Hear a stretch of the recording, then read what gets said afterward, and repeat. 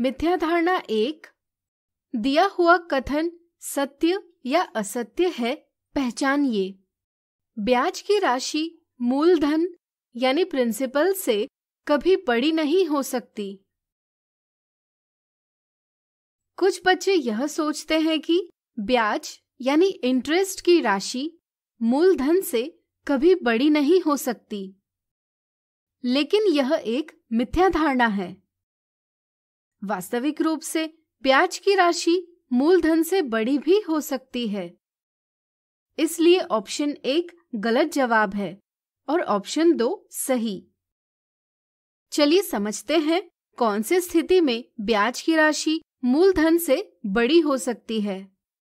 मान लीजिए सुनील 10,000 रुपए 10% चक्रवृद्धि ब्याज यानी कंपाउंड इंटरेस्ट की दर से 10 वर्षों के लिए बैंक में जमा करता है। आइए ज्ञात करते हैं उसे 10 साल बाद कितना ब्याज मिलेगा। यहाँ P बराबर 10,000 रुपए, R बराबर 10% वार्षिक और T बराबर 10 वर्ष है, यानी यहाँ N बराबर 10 है।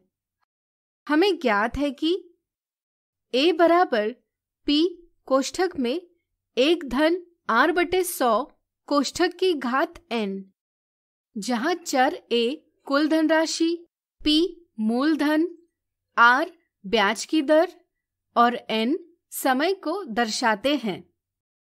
इस तरह से A बराबर 10,000 गुणा कोष्ठक में 1 धन 10 बटे 100 कोष्ठक की घात 10 बराबर 10,000 गुणा कोष्ठक में 1 धन 1 बटे 10 कोष्ठक की घात 10 बराबर 10,000 गुणा कोष्ठक में 11 बटे 10 की घात 10।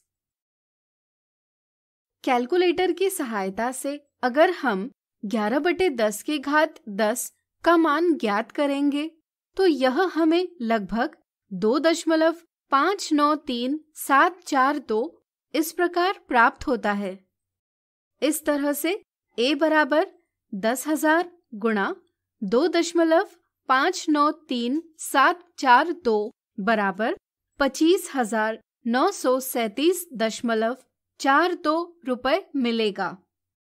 चूंकि चक्रवृद्धि ब्याज बराबर कुल राशि ऋण मूलधन बराबर 25,937.42 ऋण 10,000 बराबर 15,937.42 रुपए।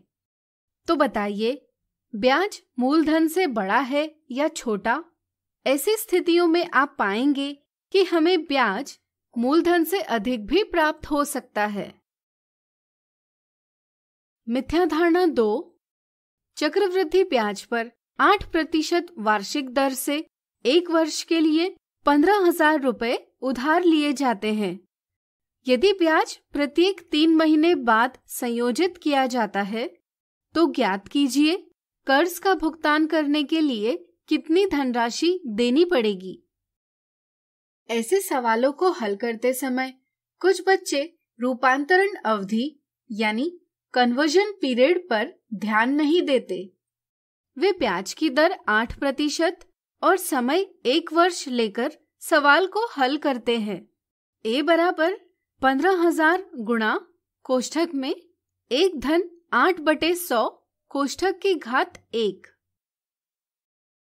तो A बराबर 16,200 रुपए। इसलिए वे ऑप्शन 1 का चयन करते हैं, जो कि एक गलत जवाब है। कुछ बच्चे रूपांतरण अवधि में परिवर्तन करते हैं, लेकिन ब्याज की दर में परिवर्तन करना भूल जाते हैं। इसी तरह कुछ बच्चे ब्याज की दर में परिवर्तन करते हैं, लेकिन रूपांतरण अवधि में परिवर्तन करना भूल जाते हैं। यहाँ रूपांतरण अवधि तिमाही है, चूंकि 1 वर्ष में ब्याज को 12/3 बराबर 4 बार संयोजित किया जाएगा।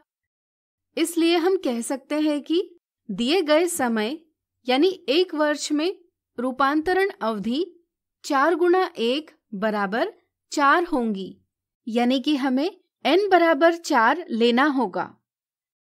चूंकि एक वर्ष में ब्याज की 4 बार गणना की जाती है, इसलिए हमें प्रत्येक 3 महीने का ब्याज 8% विभाजित 4 बराबर 2% लेना होगा। अब हम देय राशि इस सूत्र की सहायता से प्राप्त कर सकते हैं।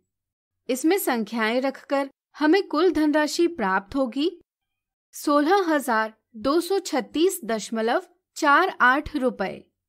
इसलिए ऑप्शन 4 सही जवाब है। आज हमने देखी चक्रवृद्धि ब्याज से संबंधित कुछ मिथ्या धारणाएं।